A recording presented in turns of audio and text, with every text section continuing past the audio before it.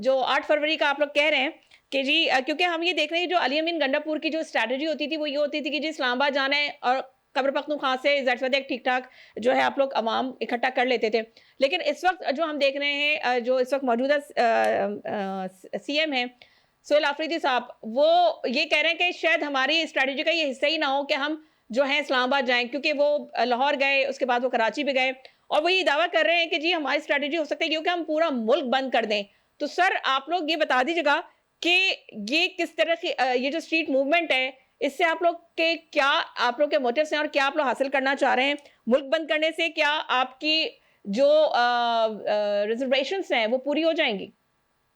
देखिए, हम हमारे पास एहतजाज के अलावा, पुरअमन एहतजाज के अलावा कोई रास्ता नहीं रह गया और हमारी मुतालबा सिर्फ एक है, हुँ, कानून की हुक्मरानी, कानून की हुक्मरानी, कानून की हुक्मरानी।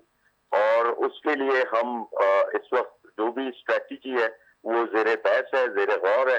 तो जब वो फाइनल होगी तो इंशाल्लाह वो ऐलान किया जाएगा उसका।